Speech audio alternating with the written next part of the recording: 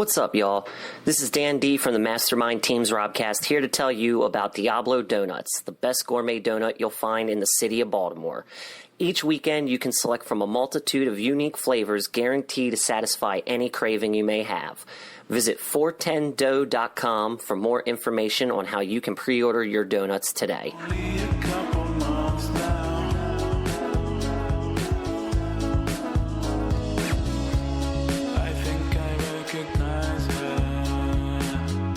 Welcome to an all-new episode of Getting to the Truth in This Art on MTR Podcasts. And today I have the pleasure of speaking with chef and owner of Liliahna, Brendon Hudson. Thank you so much. I appreciate it for having me. So, you know, the way things go around here, we put people on the hot seat later in the show. So I'm going to save that for you. Just be forewarned. I want to see you sweat a little bit. I got you. But I want to get an idea of like what you're about and what your mission is. And because, you know, you can easily say chef, executive, chef, and owner and so on. But, you know, everybody has their different version of it. So let's get your version of it, your story. Yeah.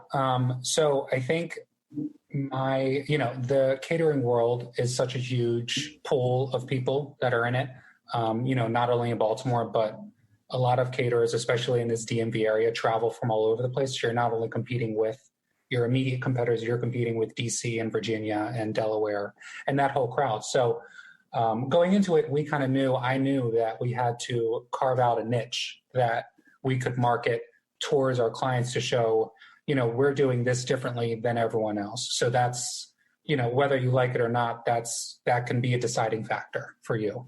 And so what we've kind of come to, what we've decided that is that we create and curate, I like to say, intimately personal menus for you. So we don't have any packages or contracts or anything like that. And then, our next biggest priority is to make sure that you're connecting with people that you love over food. So we try to make that menu and the food as personal to you as possible. So it creates, that extra level of friendliness, of familyness, of whatever that feeling is that you're wanting to accomplish in your event, your wedding, your private dinner, whatever it is. That's what we're there. That's what we're there to do. We don't want to just bring food in a chafing pan, drop it off, call it a day. There's no fun in that. I don't have fun doing it. I want to get to know you. You'll probably get a little sick of me by the end of it, but I think it provides for a much more like well-rounded experience. That's great. I mean, that's something that I think often gets missed in that exchange, because food, in my opinion, is a very intimate thing. And, people have relationships with food. I know that I do. And I'm not a snob, but also I know how things should be. And I'm relatively adventurous with what I try. So, I'll look through certain menus. I'm like, that's not canon, and I get real obnoxious about it. But I admire when someone is really into that craft and they just want to do the best version of it and see how it's connected to people on that emotional level. And the notion of personalizing it, I wish I knew you guys were around it, because there have been instances where I would have impressed some people like, hey, what's up here? And I think you touched on, exactly the thing that we really like to harp on is that food, like for a lot of people, evokes so many memories and emotions and good or bad. It's a full like sensory experience. Yeah. The food is. And so, it's always such a pleasure for me to be a part of that experience with them. Me not knowing these clients, not knowing them first, but then going in and leaving feeling as if we've known each other for years. That's like one of my favorite times, favorite parts of the job. It's definitely that really good like client relationship, client, and it works out. So going into some of your background a little bit further, who is a chef that you admire and why? Yeah. So I went to the Culinary Institute of America up in Hyde Park, New York. Okay. And there are a ton of chefs there that have experience I couldn't even begin to, figure out how to have, just in different countries being brought over and all this fun stuff. But one chef that I've really kind of connected to is she came over to the CIA while I was there as a student. Dominique Crenn. Mm-hmm. She's a chef out in San Francisco. She has a Michelin star restaurant, Atelier Crenn, and she was one of the first female chefs and restaurateurs to get a Michelin star in the U.S. Wow. And her whole thing is she wants you to come into the restaurant as if you're coming into her home. And she wants to create, like, she wants to talk with you through the food, essentially. Mm-hmm. And so her whole menu is written as a poem. And then as soon as you come in, the menu's there, but she kind of treats it as like a traditional Italian Sunday dinner where you're just basically going to eat what she brings out and she's going to come out and we're all going to talk about it, kind of thing. And so that was, me not really knowing and putting two and two together. I think my love for her and then the niche that we've kind of gotten in this catering business, I think that's kind of how those two things connected, because I saw, how much she loved her craft and how well she was doing at the same time. And I loved that. So I guess subconsciously I applied that to the catering business. Again, I mean, you're answering all the questions the best right way. So one of the key things in getting to it, as we talked a little bit before I hit the red play button or the red record button, what's your relationship with Baltimore and what does it mean? And I know you touched on it a bit, but what does it mean to work within this region as well? Yeah. So when I was younger, my grandfather opened up one of the oldest restaurants in Baltimore called Liliahna's. It was in Little Italy. And he ran it for 75 years, some ridiculous amount of time. And when I was younger, I actually lived in the apartment above the restaurant for like the first 5 or 6 years of my life. Wow. And so I quite literally grew up in a restaurant in Baltimore. And it was one of those, like, it was, when Little Italy was like the spot to be years ago. And Villaggio's was just like one of those places where you could come and get, a white tablecloth, fine dining dinner, or you could come and sit at the bar and talk to the bartender you've known for 3 years and just have, a very nice, casual, jovial time. And so I worked in the restaurant from ages like 8 through 15, doing a whole slew of things. So I was like the host to start, and then slowly but surely kind of graduated my way up to the kitchen.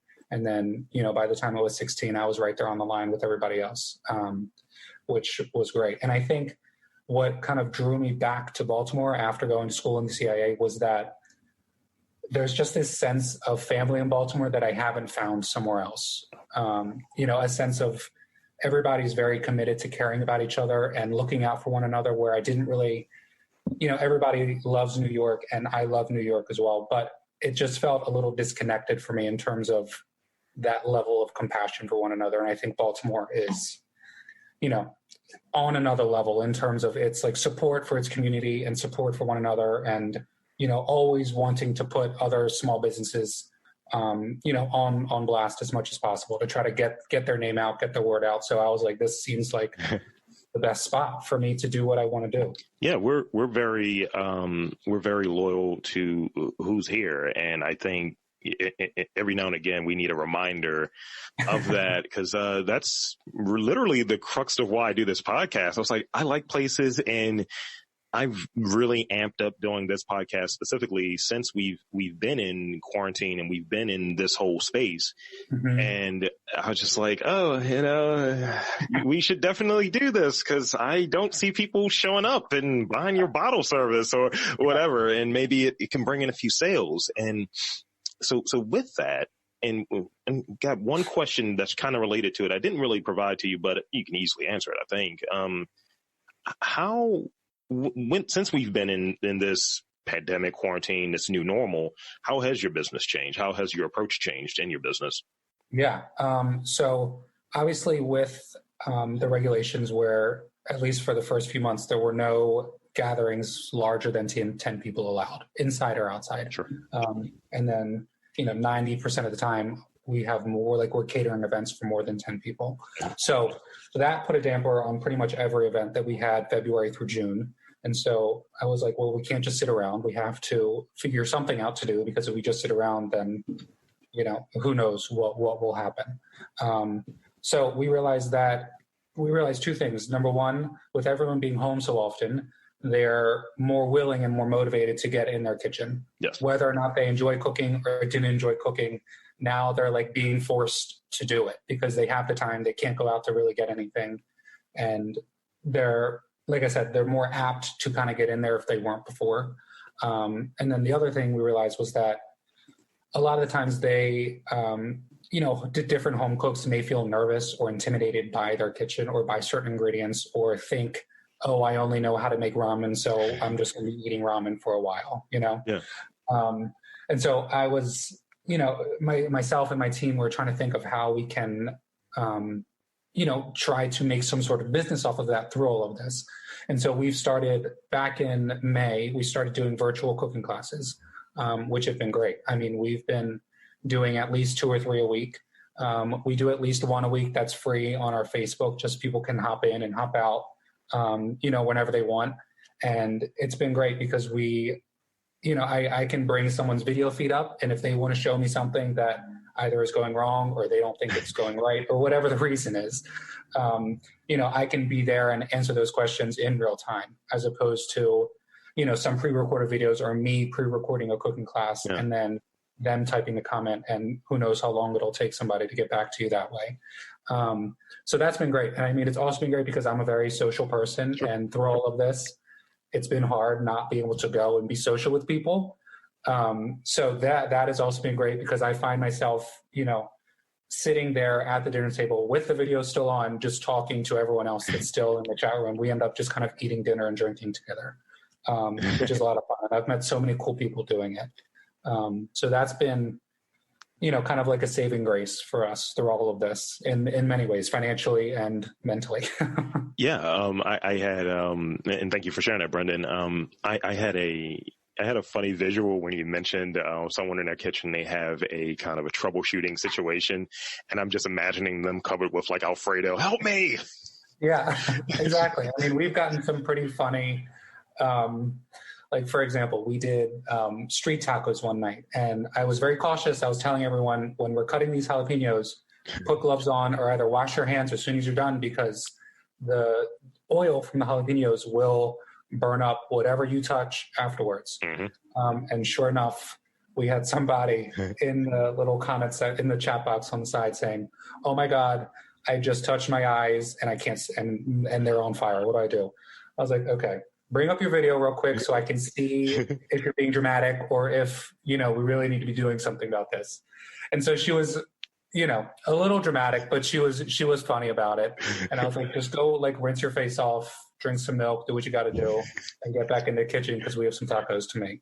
Absolutely. It's just like, so this actually is another one that's a little out there. I checked out your site, and I like it. It's shot. The images that are on there are they're inviting, and it's a well put together site, and I like it. And so what are your thoughts around maybe food journalism and just people taking it, but maybe taking the pictures, but not taking the best version of it? And do you think that that's maybe a detriment to the restaurant or to the caterer or to the chef, but it also is that double-edged sword of at least people are talking about it, but it's like someone's not taking a great quality picture of it? Yeah. And I mean, I think especially with doing these virtual cooking classes, obviously on my end, I kind of already have, the dinner table set with the right things where they need to be, so the photo looks put together, so it matches kind of the rest of our aesthetic that we have going on our feeds. And then it's always, I always encourage every class member to take pictures of their dish and send them to me so I can see what it all looked like. And I'm telling you, it is hysterical to see just the sheer imagination that some people have in terms of their plating, what it looks like. It's like that game of telephone where it starts off as one word and it ends up as a completely different one. But I think I don't really see it as a double-edged sword because, number one, I'm not really going to put those pictures onto my site or anything like that. But I think it's great to use those pictures on your story or on your Instagram feed to show that you're getting this interaction and you're cultivating this kind of, personal group of people that we're all kind of doing something together, even through all of this, you know? Yeah. I mean, the game of telephone for me, if I was in that street tacos demo, you'd see a pizza. It's just like, look, this is not. Exactly. Some people are making tostadas, some people are making nachos. It's just, as long as it tastes good and as long as you're having fun, I really don't care what the end product looks like. It's like, why is that scotch?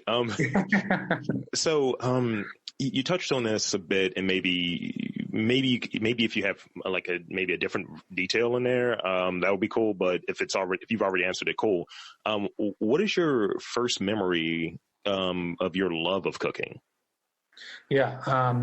So definitely relates back to the restaurant and kind of me growing up in that area, because especially when I was younger, like before being able to work 5, 6, 7, I was able, spoiled going down into the restaurant for breakfast, lunch, and dinner on the weekends and just being like, oh, today I want, a shrimp scampi pizza or pasta Alfredo or whatever it is.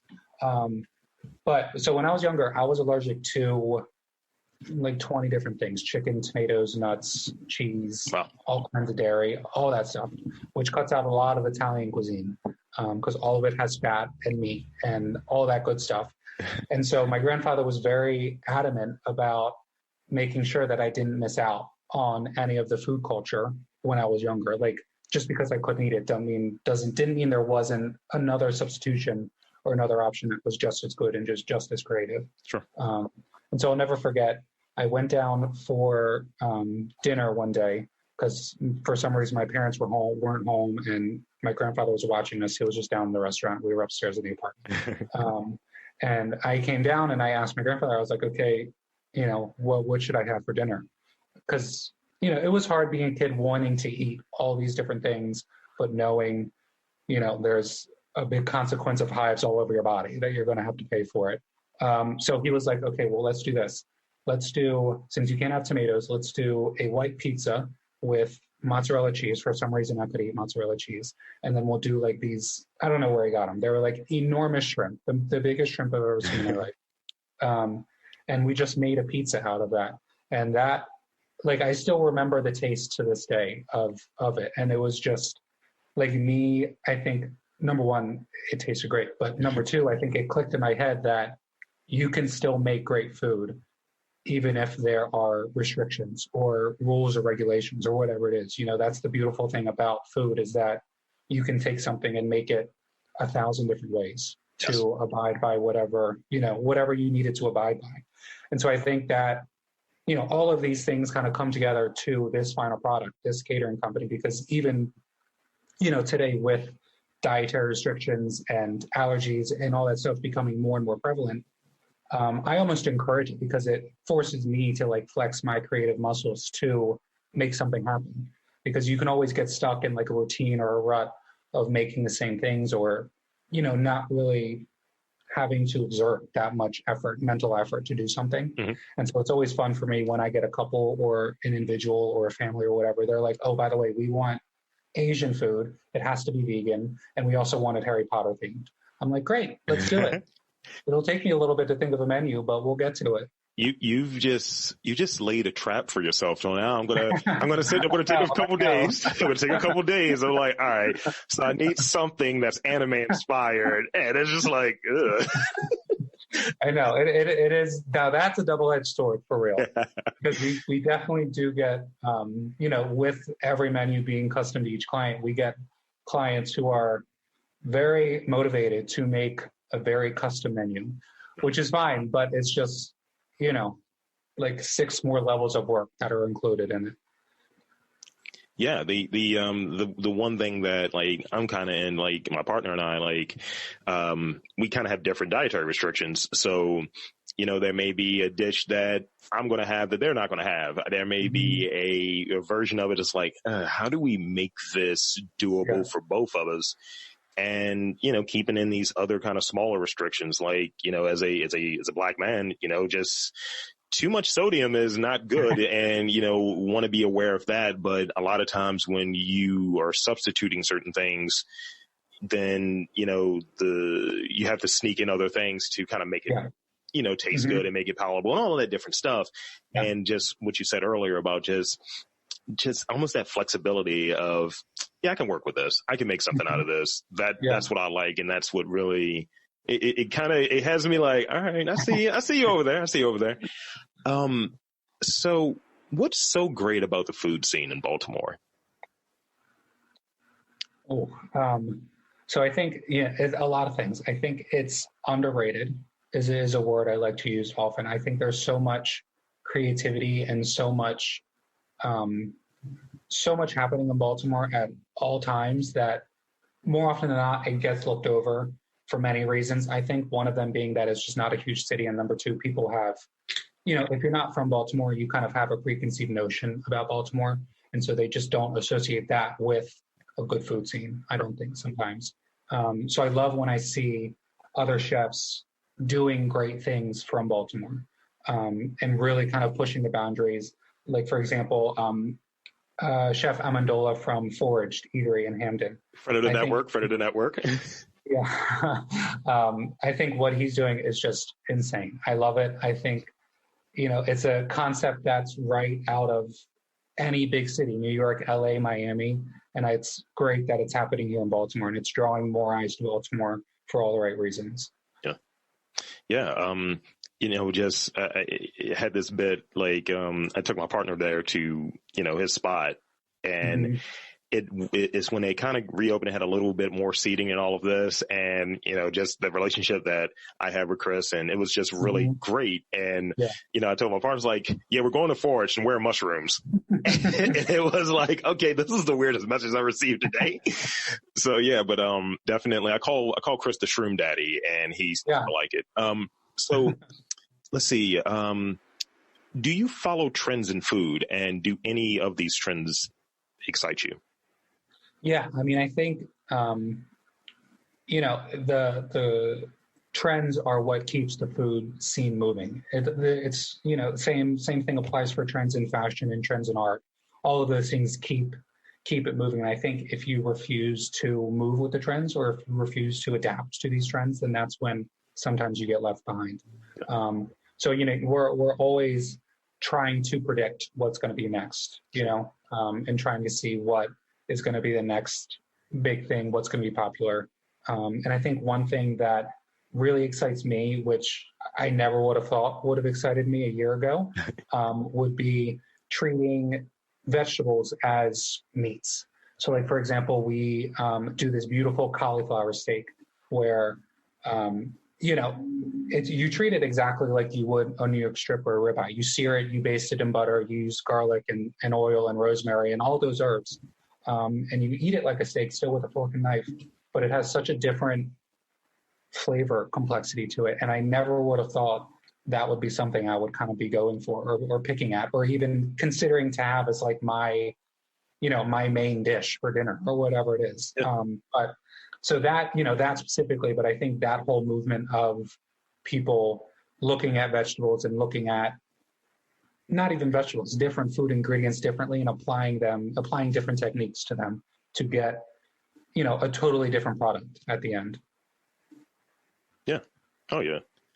Let's see. I guess we'll get towards the last portion of this little interview we have here. Got, let's see, about 3 questions, and then the hot seat, comes, and I bring out the matches. Let's see. What is your favorite dish to create?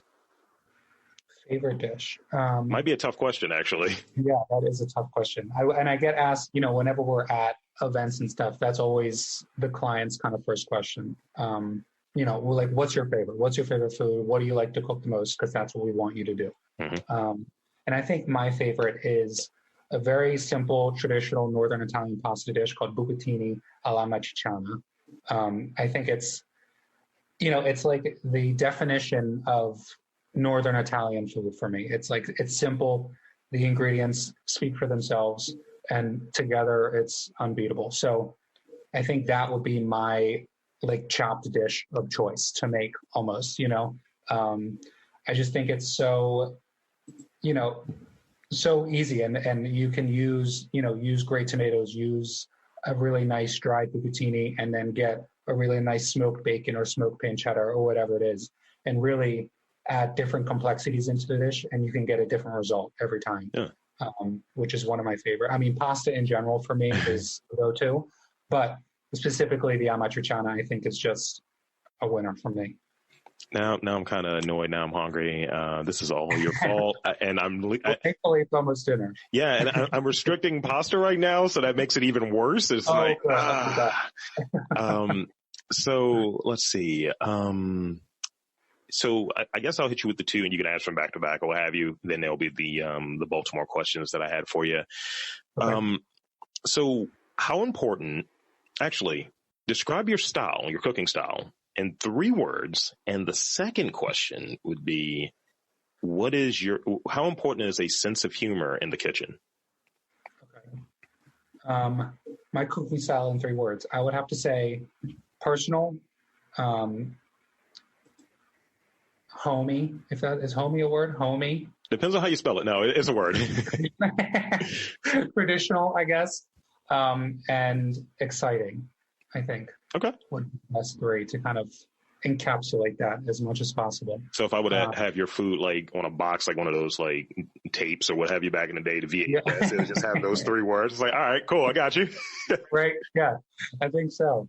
And then sense of humor in the kitchen. I think that is huge. And I mean, I think specifically in restaurant kitchens, you get naturally a sense of camaraderie with your other fellows and other chefs and workers in the kitchen. Yeah. That is really hard to get in other lines of work, just because, and I see it as like you're all going through a really stressful, panic, anxiety filled time all at the same time together. Yeah. And you're all working together to get through it as quick and efficiently and perfect as possible. And I think doing that really cultures that sense of camaraderie and brothership and sistership, if that's a word. Sure. But I think having a sense of humor and being able to, maybe laugh at some mistakes or not take life too seriously, I think is very important, because I know sometimes, especially in the hospitality world, there are many people who, turn to different avenues that aren't healthy avenues to turn to deal with stress or to deal with work or whatever it is. So I think being able to kind of bring humor into it and bring down that stress as much as possible will help people from turning to those things, whether it's alcohol or drugs or whatever it is. Okay. And so that's one of the big things that, not only I try to cultivate when we're catering and at events, but one of the big things that up at the CAA, they taught us, they were obviously very strict and very rule oriented. Sure. But at the same time, they wanted you to know that, nothing you do will be life changing or not life changing, will be life ending or worthy of any major, catastrophe, so you're going to make mistakes. You're going to learn from them. You're going to have wins. You're going to have losses. Losses. You're going to have highs. You're going to have lows. All of those things. You just have to take it, roll with the punches, and just enjoy it while you have it. That sounded almost like the trailer for this Bradley Cooper movie called Burnt, where he's playing the chef. Sometimes you're going to burn things. Yeah. But yeah, that's absolutely like right. And I think that is a notion maybe taking out of the kitchen to apply to just life in general. Cause, I work in data and regular day-to-day life, and it's a fair amount of stress when it comes to it, getting stuff right and processing data and so on. And I think just coming to this realization at times that you can always undo that. You can always clean that up, and anything that you can break, you can fix. And that's how that goes. Yeah. One of my best friends always says it's never that serious. So I never try to take anything too seriously, because it's, not that it's a waste of time, but you only have X amount of time to do what you want to do on this planet with your life, whatever it is. So try not to waste any of it, or do your best not to waste any of it, worrying about things either you can't change or you can't undo. Just move forward from it. Do your best in your next attempt or whatever it is. Yeah, absolutely. All right. Now is the time where most people hate me. Not really. So I have some Baltimore questions. This is almost that Baltimore. Let's check your Baltimore card kind of questions. Oh, so there are 3 questions, and then there'll be an opportunity for some shameless plug from you, and then we'll wrap it up. Okay. First question: what is your perfect Baltimore meal? Ooh, that's a perfect Baltimore meal. Okay. Yeah. Am I allowed to have two, or do I have to pick one? You can have two. Okay. All right. Then I have two. And they're both on opposite ends of the spectrum. All right. One would be, I think, if I could go to Petite Louis in Roland Park every day, I would go to Petite Louis every day. I think it's just that perfect mix of casual and great food and great wine and great cocktails, and the environment and the ambiance, I think, is spot on. And I think it's just one of the places I go to decompress and just relax, where I know I'm going to enjoy everything and have a great time and, be my best self, essentially, in there. So that would be my first best meal. And then my second would have to be margaritas and tacos from Clavel. Okay. I think would be my number two. I just, it's one of those things where it's just good food, and you're not you're just there, you're in jeans and sandals and a t-shirt, and you're not worrying about anything. You're not doing anything super important. You're just there to eat as many tacos as you can eat and drink as many margaritas as you can get down. Absolutely. They have a delicious margarita, and I get very spizzy when I drink it. Okay. I think I'll ask the last one first. Favorite area in Baltimore, favorite neighborhood area, monument, whatever, but favorite landmark in Baltimore. I think my favorite area would have to be Hamden. I think they are kind of, still coming up as a new epicenter in Baltimore in terms of food and culture and art and trends and everything. And I think it's just so lively down there. Mm-hmm. Not as of recently, obviously, but when everything's open and people are on the sidewalk and restaurants are blaring and all that stuff, I just think it's, it doesn't really even feel like it's real at some point. It's just, there's always something going on at every inch of that street. So I think that, and that's always my first go-to spot when someone asks, we don't really have plans, but we want to go somewhere and we'll figure it out when we get there. Yeah. That's always kind of like my first suggestion. Okay. It's funny you mentioned Hamden. There is a Snowball place there, which brings me to my final question. See, that's a segue right there as a seasoned podcaster. What is your favorite Snowball flavor? Oh, favorite Snowball flavor. And it's funny you ask, real quick. My partner is from Florida, and he is very confused as to why Marylanders love ice so much. He doesn't understand it. He doesn't get why it's such a big thing. And I don't understand why he doesn't understand it, basically. Just confusion across the board there. It's just just all kinds of confusion. But I think my go-to Snowball flavor is egg custard. Like just old-fashioned egg custard. You win. You get it. You get it. I love trying the new flavors, and I think, especially when a place is doing like a boozy Snowball, I think that's great as well. But when I just want a good Snowball and I know the flavor is going to be same no matter where I go, hopefully, egg custard is always my go-to. Yeah, some places do a deconstructed play on egg custard. It's like, ugh, how do you do that? Just give me ice with a ton of syrup inside of it. That's all I want. Yeah, the wave that I've been on is because I stumbled into, because back in the day, we used to sew snowballs in my family. That's one of the summer things we used to do. And I was like, I didn't like orange as a color. So I was like, let me get that blue. And it was never really a flavor per se. And it's like, or it had like the superhero names. That's Batman. It's like, ugh. Yeah. So, as an adult, it's kind of like I stumbled into how delicious egg custard is. And now I kind of put a little bit of my own version to it.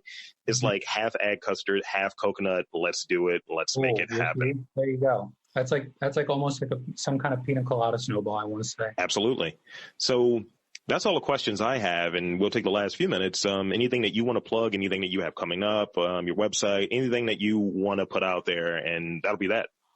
Yeah, I think the biggest thing right now is that you sign up for one of our virtual cooking classes. We do, it's two options. We do a free one on Facebook. We try to do one once a week on our Facebook page, or you can go ahead and submit a catering request on our website and just put in the notes that you want to do a virtual cooking class. And I would love to set something up with whoever you are out there. And what's that website again? So it's www.liliahna.com, and it's LILIAHNA.com. Yeah. So yeah, that's great. I'm definitely going to check out. When's your next Facebook Live one or what have you? And then may hit you guys up for some food soon. Yeah. So I think we're going to try to do our next cooking class next Tuesday on Facebook. But again, as long as you can go into the website and sign up for our mailing list, or just like us on Facebook, and I'll be bothering you a few days prior, just reminding you that it's happening. That sounds good. So that's all I have. So I'm going to do my sign off and go from there. So for Brendon Hudson from Liliahna Catering, I'm Rob Lee for Getting to the Truth in This Art. And I'm saying there's art in and around Baltimore. You just have to look for it.